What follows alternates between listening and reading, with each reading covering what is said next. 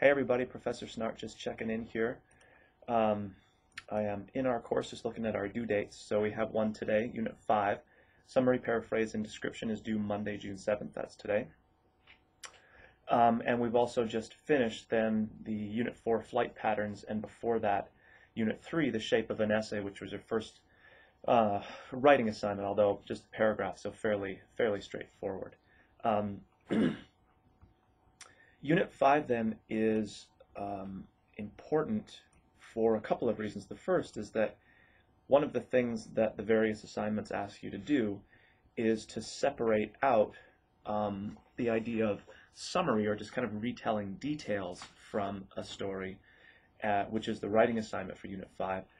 And then there's also a discussion board assignment, which asks for your response. So the summary, is much more just the objective, formal, retelling of details. Obviously, you're going to have, this is going to be organized into paragraphs, and you're choosing details. You're not trying to just rewrite the entire story, but it's very objective. There's no opinion that I'm asking you for in this one.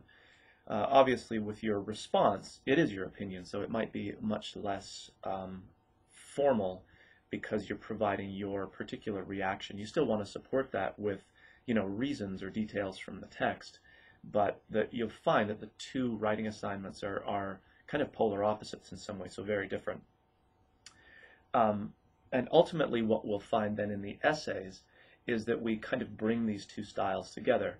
You have an interpretation, not your opinion, but an idea about sort of a theme or a particular set of symbols or character relationships, or the way a character develops, sort of like your thesis for a short story, for example, and then body paragraphs that provide, topic sentences that again are kind of nuances or different versions of that larger thesis. Again, kind of your interpretation, not your opinion, but your interpretation.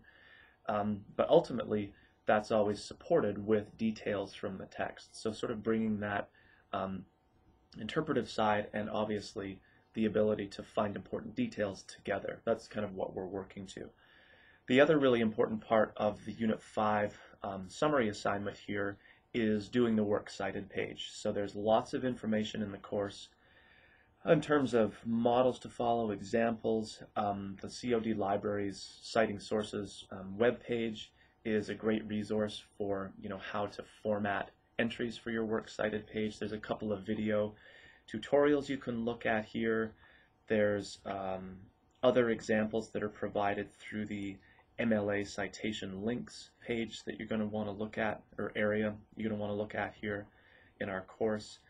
And so Unit 5, the writing assignment here, the summary assignment, is really the first instance of putting a works cited page together that we've run into.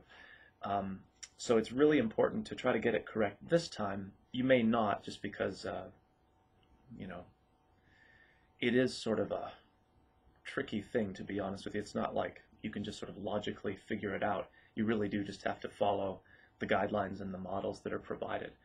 So even if you do kind of screw it up the first time, it's really important to get this correct for the major essays. So because 1102, English 1102, is sort of like the research English course where you're doing research on various, topics, or for us, literary analysis, getting in-text MLA citation correct is really important.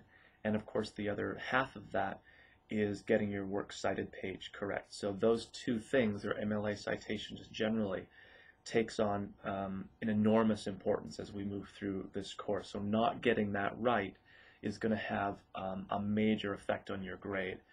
So the pro and the con is really that if you can get it right, you're really ahead of the game. The problem, though, or the challenge you face, is you might write a great essay in terms of content, but if it's all screwed up in terms of the MLA citation, I'm really grading largely for the citation style. So you could have a really great A-level content, but if a whole bunch of other stuff is messed up, you're kind of down in the C or maybe even a failing grade. Again, the importance of MLA citation is just artificially inflated for us because this is the research course. So it really pays to be getting that stuff right now as opposed to struggling into, the major essays, particularly that final essay, where you are incorporating a number of different sources into your writing. So as usual, if you have questions about that, about assignments that we've completed or assignments that we're getting into for the course, by all means be in touch with me.